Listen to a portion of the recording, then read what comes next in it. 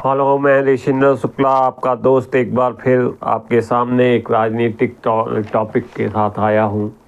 ये टॉपिक ऐसा है, बड़ी भ्रांति वाला ये टॉपिक है और ये कहाँ से शुरू करूँ और कहाँ से अंत करूँ इसका, ये समझना बड़ा मुश्किल है। आजकल एक बड़ा आरोप लग रहा है बीजेपी के ऊपर, सत्तारूढ़ पार्टियों के ऊपर आरोप तो लगते रहते हैं, लेकिन एक बहुत बड़ा आरोप लग रहा है कि ये सब जो है आदमियों को तोड़ने का काम करते हैं। और कई जगह मैंने ये भी देखा है कि कभी कभी जो है ये भी उसकी को हवा देते हैं, बीजेपी वाले खुद उसको हवा देते हैं। और आजकल तो लोगों ने ये कहना चालू कर दिया है, विपक्षी पार्टियों ने, कि साहब बीजेपी के यहाँ तो एक ऐसी वॉशिंग मशीन है और वहाँ मोदी ब्रांड का ऐसा लिक्विड यूज़ किया जाता है, सोप यूज़ किया जाता है, जहाँ आपके सारे पाप धुल जाते हैं। अब ये हकीकत क्या है और फसाना क्या है, इसको तो जब विवेचनात्मक विश्लेषण करेंगे इन चीज़ों का तब समझ में आएगा।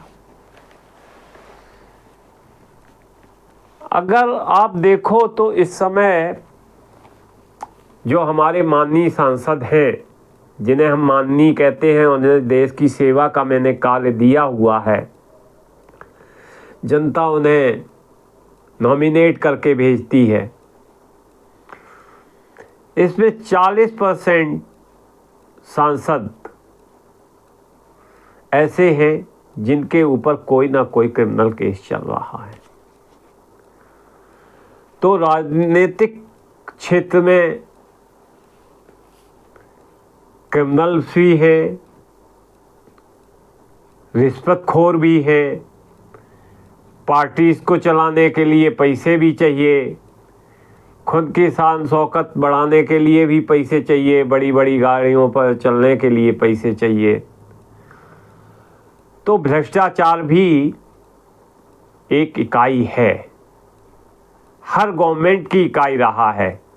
ये कोई आज की बात नहीं है, ये बात तो नेहरू मंत्रिमंडल से ही चालू हो गई थी, जब शायद किसी ने कोई सेना के लिए जीप खरीदी थी, जीप घोटाले में उसने रिश्वत ली थी और ये प्रूव हो गया था। तो ये सत्ता का खेल इसी तरह का चलता है। लेकिन इसमें लास्ट में जो मैं अपनी एनालिसिस दूंगा आपको, उस एनालिसिस को समझने की ज़रूरत है। अभी आप देखिए कि क्या हुआ था। अगर मैं ये देखूं कि एक समय वो था जब अजीत दादा पवार के लिए देवेंद्र फडणवीस जी ने कहा था, वो बनी हुई पड़ी होगी कहीं भाषण के, उसमें उन्होंने स्पीच देते हुए कहा था, तो मिमिक्री बनी थी उसके ऊपर, एक शॉर्ट सीन भी बना होगा, बुढ़िया चक्की पीसिंग पीसिंग, तो अजीत पवार चक्की पीसिंग पीसिंग पीसिंग एंड पीसिंग। आज क्या है, अजीत पवार जी गठबंधन में आ गए, एनडीए में आ गए, तो 70,000 करोड़ का जो एरीगेशन स्कैम था वो या तो ठंडे बस्ते में चला गया है, ईडी कार्रवाई नहीं कर रही है, सीबीआई पूछ नहीं रही है अभी, और ये आप इस तरह से समझिए कि 2 जुलाई 2009 में इनके ऊपर ये केस लगा था, और जब ये एनडीए के घटक बन जाते हैं तो जनवरी 2024 में CBI उनको शायद क्लीन चिट दे देती है। अभी दूसरा नाम इस कड़ी में जो जुड़ता है, हेमंत विश्वकर्मा का। विश्व शर्मा असम के मुख्यमंत्री हैं। हेमंत विश्व शर्मा के सामने प्रॉब्लम्स क्या थी? प्रॉब्लम्स ये थी कि एक तो कांग्रेस में रहते रहते विश्व शर्मा को ये लगने लगा था कि मैं जिस उद्देश्य के लिए राजनीति में आया हूं वो उद्देश्य मेरा पूरा होने वाला है नहीं। एक प्रमुख कारण वो था। दूसरा प्रमुख कारण ये था कि उस समय विश्व शर्मा जी के ऊपर एक केस लगा हुआ था और CBI उनको बार बार उस केस के सिलसिले में कॉल कर रही थी। तो उससे छुटकारा पाने के लिए उन्होंने, और ये था शारदा स्कैम, और शारदा स्कैम चिटफंड घोटाला कुछ था ये, और उस स्कैम में करीब 200 लोगों की मौत भी हो चुकी थी। तो CBI लगातार इनके पीछे पड़ी हुई थी। तो हमें भी, BJP को भी, NDA को भी, क्यों असम में अच्छा नेतृत्व चाहिए था, अच्छे नेतृत्व की दरकार थी, तो ये जो है BJP का दामन थाम लिया और फिर इन्हें उससे कुछ राहत मिल गई। केस समाप्त नहीं हुआ है अभी, केस तो अभी भी चल रहा है। एक और थे मंत्री, अगर आपको देखा जाए, शिवसेना के बहुत कद्दावर लीडर हुआ करते थे। नाम इनका है नारायण राणे।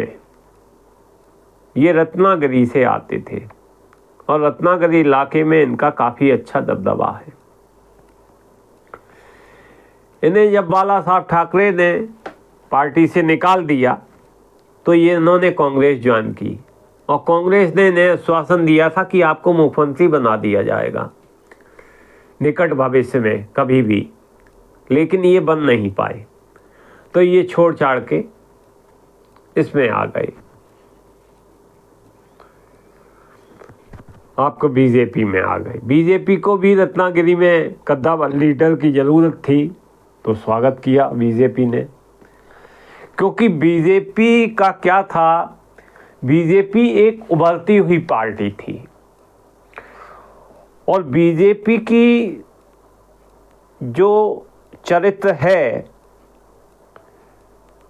और जो मंसूबे हैं, जो राष्ट्र के लिए उसका राष्ट्र प्रेम है, उसको इम्प्लीमेंट करने के लिए BJP को ये अच्छी तरह महसूस हो गया था कि सत्ता की ज़रूरत चाहिए और सत्ता की ज़रूरत चाहिए। उसके तहत BJP ने सभी लोगों का स्वागत किया जो भी आए BJP में। अभी अगर मैं कहूँ बड़े नामों के अलावा, बड़े नाम तो हैं ही हैं, कुछ अपने निजी स्वार्थ से आए, कुछ के ऊपर घोटाले थे इसलिए आए, और लेकिन इसके अलावा 253 लोग अभी तक BJP को ज्वाइन कर चुके हैं। 253, 253, 10 साल में 253। कोई कहीं का मिनिस्टर था, तो कहीं का MLA था, कहीं का MP था, कहीं का कुछ था, कहीं का कुछ था, कहीं का महापौर था, इस तरह के लोग, ये लोग आए इसमें। अब एक नाम आता है पश्चिम बंगाल से भी, शुभेंदु अधिकारी का। शुभेंदु अधिकारी ये TMC में थे टीएमसी के फाउंडर भी थे, फाउंडर लीडर्स में से थे। और इनका नाम भी आया, एक नारदा चैनल था कोई, उसने इनका जो है स्टिंग ऑपरेशन किया था। तो स्टिंग ऑपरेशन में ये और इनके साथ 2 मंत्री और भी कुछ इन्होंने कबूला होगा। अब मुझे उतना ध्यान नहीं आ रहा है क्या था पूरा विवरण। तो इन्हें ममता ने जेल में डाल दिया और सीबीआई वीबीआई इनके ऊपर जांच करने लगी। इसके बाद ये आ गए अपना बीजेपी में, और बीजेपी में ये आए थे 2019 में, और 2022 के आते आते सीबीआई ने इनके ऊपर अभी तक कोई कार्रवाई ऐसी की नहीं है। तो इससे तो ऐसा लगता है कि बीजेपी के बारे में ये जो विपक्षी दल सही कह रहे हैं। लेकिन मेरा प्रश्न अब ये उठता है कि ये कह क्यों रहे हैं? इन्हें इससे मतलब नहीं है, इन्हें मतलब ये है कि मोदी लगातार पावरफुल होते चले जा रहे हैं और उनकी पावर्स को कैसे घटाना है। तो कभी ईडी का बहाना रखेंगे, कभी सीबीआई का बहाना रखेंगे, कभी वो एक आपने देखा होगा वो बहुत ईमानदार, कट्टर ईमानदार मुख्यमंत्री हमारा अरविंद केजरीवाल, पढ़ा लिखा, सब कुछ होने के बावजूद भी कैसी नई नौटंकी कर रहा है। डेली नई नौटंकी कर रहा है। पहले मोदी मुझे पकड़ लेंगे, मोदी ये नहीं चाहते, मोदी वो नहीं चाहते। मतलब जितना है ईमानदार वो ही है, लेकिन है नहीं ईमानदार। अगर ईमानदार होता तो भाई मेरे, तेरा सब कुछ सही था, ये जो भी तुम लाए थे, ये क्या कहते हैं, शराब घोटाला जो भी हुआ है, अगर ये स्कैम नहीं सही था तो आज भी तुम्हारे 2 लोग जो है, 2 बड़े बड़े लीडर्स जो है जेल में सब पड़े हुए सड़ रहे हैं, उनको तुम बचा नहीं पा रहे हो। तुम भी जो है ईडी के सामने जाने में कतरा रहे हो। कब तक बचोगे? लेकिन फैलाना आपका काम है, आप फैलाओगे। दूसरा क्या है कि बीजेपी एक्चुअली, देखिए कोई भी पार्टी हो, बीजेपी की नीति को समझना बड़ा मुश्किल है।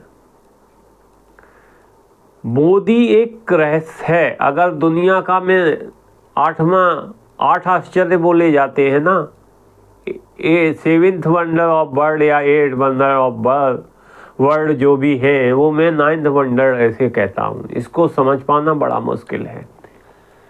और इनके जो टॉप लीडरशिप है, 4-5 हैं टॉप लीडरशिप में, ये क्या सोचते हैं, क्या करते हैं, क्या करना है, कब करना है, ये उसकी रणनीति आज नहीं बनाते, उसकी रणनीति 1 साल पहले से बनाते हैं और तब इम्प्लीमेंट करते हैं।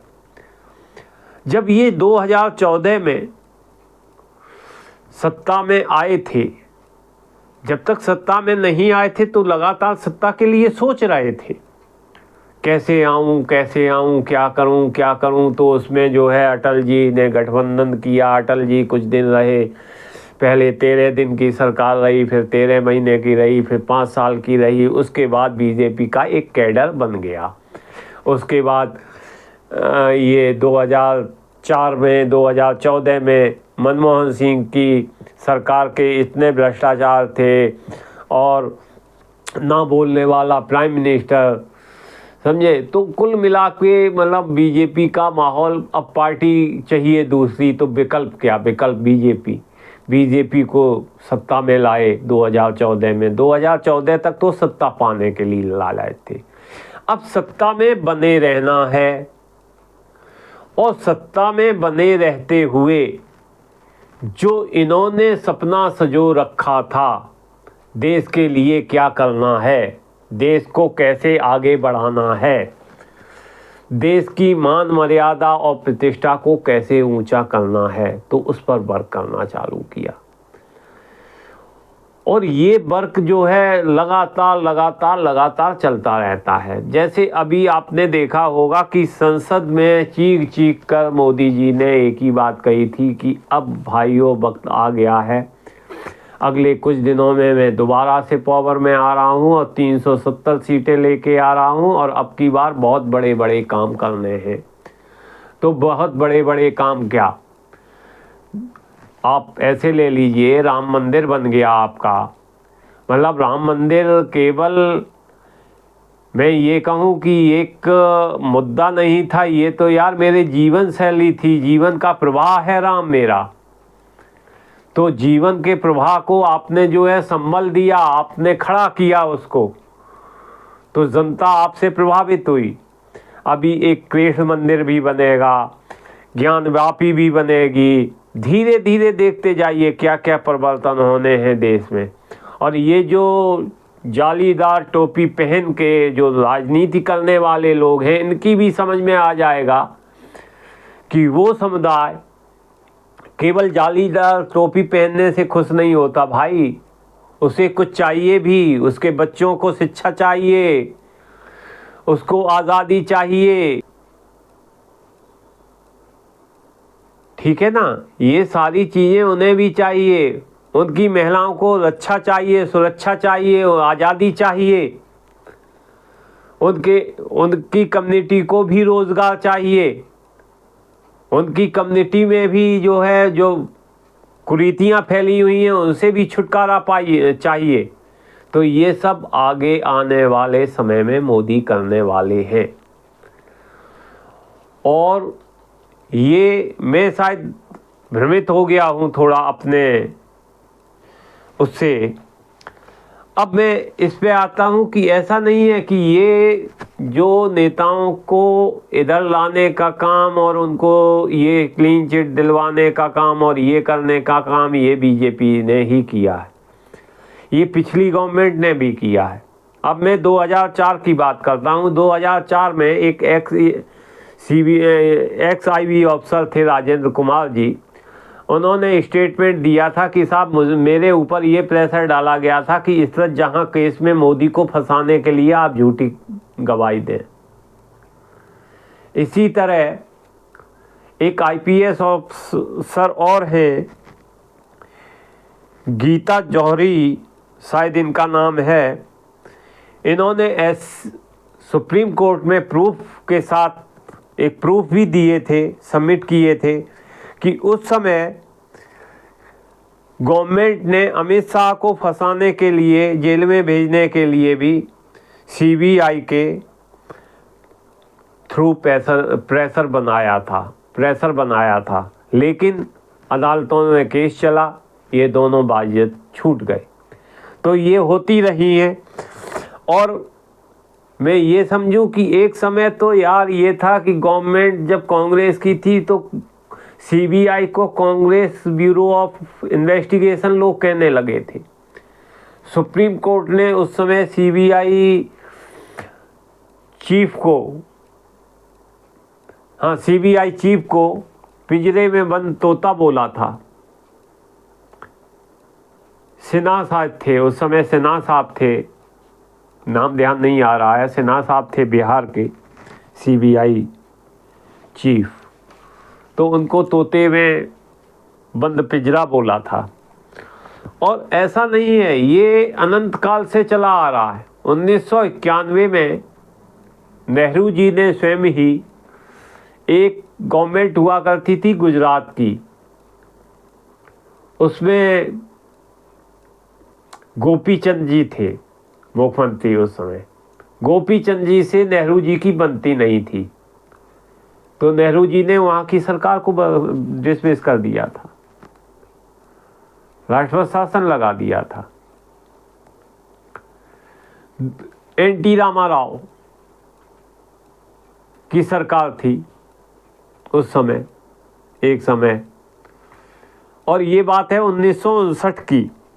1959 में नहीं, 1959 में तो केरला में गवर्नमेंट गिराई थी सीपीआई की। ये भी नेहरू की कार्यस्थानी थी।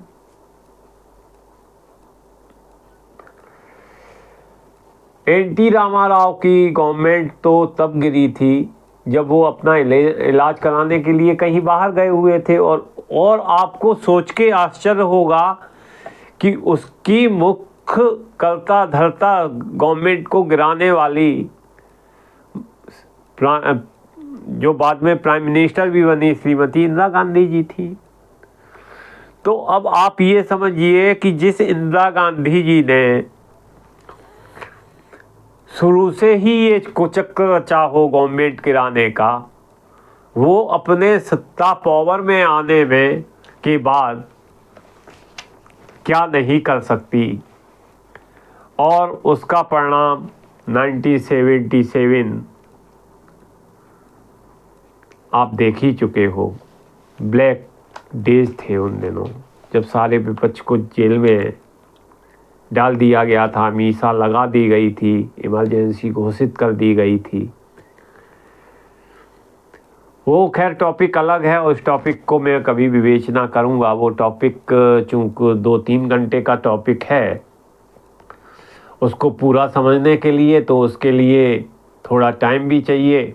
अभी मैं उसकी प्रिपरेशन कर रहा हूँ और वो भी आपके सामने लाऊंगा। खैर, अभी आप ऐसे समझिए कि एक क्षण तो ऐसा था कि 1977 की जो मैं बात कर रहा था ना, 1977 में एक ही दिन में 9 स्टेट्स ऐसे थे जहां पर प्रेसिडेंट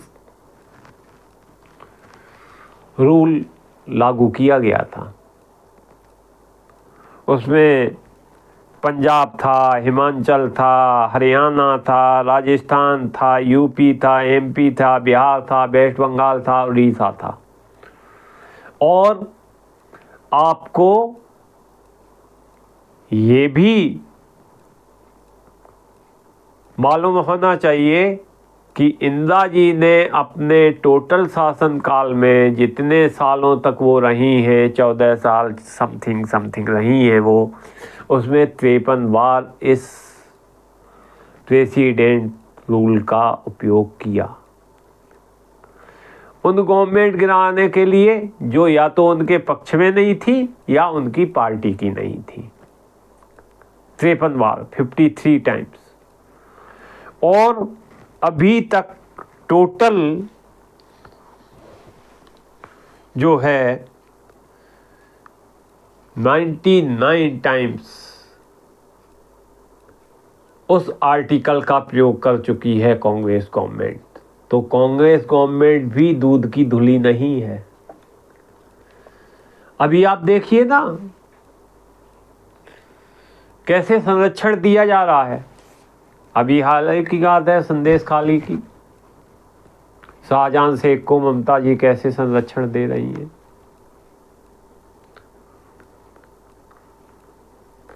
तो ये पावर का खेल है और इस पावर के खेल को खेलने के लिए ये सारी चीज़ें दंड-फंद, साम दाम दंड भेद सब कुछ यूज़ किए जाते हैं। लोग कहते हैं डेमोक्रेसी है। अरे हम तो कहते हैं डेमोक्रेसी कहाँ है जहाँ हमारी चुनी हुई गवर्नमेंट ही गिरा दी जाती है, जहाँ हॉर्स राइडिंग होने लगती है। और एक साइकोलॉजिकल वार भी है। बीजेपी की एक टैक्टिस है साइकोलॉजिकल वार। उस साइकोलॉजिकल वार में अच्छा है, वो मुझे लगता है अच्छा है, क्योंकि देखिए राजनीतिक पार्टियों को ना तो आप एक दिन में बदल सकते हो, ना राजनेताओं को पैदा कर सकते हो। ऐसा नहीं है कि सारे शरीफ पैदा ही हों। तो कहते हैं ना कि ना राह से निकलेगा ना रावल से निकलेगा, तेरे पैर का कांटा तेरे से ही निकलेगा, तेरे पैर का कांटा तेरे से ही निकलेगा। तो आपके पैर में राजनीति में अगर कांटा चुभा हुआ है तो ये राजनीति से ही निकलेगा। इसके लिए आप नए लीडर पैदा नहीं कर सकते, नई पार्टी खड़ी नहीं कर सकते। तो क्या है कि आप को अगर अपना एजेंडा लाना है, आपको अपने एजेंडे की चीज़ों को क्लियर करना है, जैसे भारत की प्रतिष्ठा, भारत के इकोनॉमी, अर्थव्यवस्था, भारत का सम्मान, भारत की मर्यादा, भारत के संस्कार, भारत की संस्कृति, ये सभी फंसे हुए हैं अभी। और तो आपको उन्हीं लीडर को टेप करना पड़ेगा जो वर्तमान राजनीति में है। हाँ, लेकिन ये सोचना होगा, ये भी देखना होगा कि जो राजनीति में लीडर्स आ रहे हैं दूसरी पार्टियों से बीजेपी में छोड़ के, वो राजनीतिक लीडर्स बीजेपी में आने के बाद तो कहीं अपने वही क्रियाकर्म तो नहीं कर रहे हैं, इस पे विचार करना होगा। अगर वो क्रियाकर्म नहीं कर रहे हैं जो पहले क्रिया करते थे, तो मैं ये समझता हूँ कि बीजेपी कुछ भी कर रही है वो गलत नहीं कर रही है। और जब तक मैं भी उसमें हूँ कि जब तक देश हमारा पुनः सम्मानित नहीं हो जाता, उस मर्यादा तक नहीं पहुँच पाता है जो मर्यादा के लिए हम लगातार पिछले 1000 साल से संघर्ष करते रहे। तो उस संघर्ष से जब तक हम बाहर नहीं आएंगे, आज बीजेपी है कल दूसरी पार्टी कोई होगी, आज मोदी है कल दूसरा होगा, ये एजेंडा तो चलता रहेगा, ये एजेंडा चलता रहेगा। भारत को सुधारने का संकल्प लिया है, सनातन को मिटाना इतना आसान नहीं है। सनातन पे हमले आप पिछले कई सालों से कर रहे हो, ईसा मसीह के समय से, मोहम्मद साहब के समय के बाद बहुत हमले हुए हैं सनातन के ऊपर, लेकिन सनातन को आप खरोंच तो ला पाए हो। ये क्या है, ये मैंने पहले ही कहा था, एक बार मैंने सुना था कोई भाषण में, तो ये कहता हूँ कि ये सनातन क्या है, कछुआ है, कछुआ। टॉर्टाइज को आपने देखा है कभी देखिए टॉर्टाइज को, जब वो ज़मीन पे चलता है तो अपने सारे पैर वैर सब कुछ निकाल लेता है, ज़मीन पे भी चल लेता है। और जैसे ही उसको छू दो, अगर हल्की सी उसके सेल के ऊपर, सेल होती है बहुत मजबूत सेल होती है वो, उस पर सेल पे अगर आप कोई प्रहार कर दो वो अपनी टांगें सिकोड़ लेता है। तो यही है सनातन धर्म। सनातन धर्म सिकुड़ा जरूर है, लेकिन सनातन धर्म मरा नहीं है।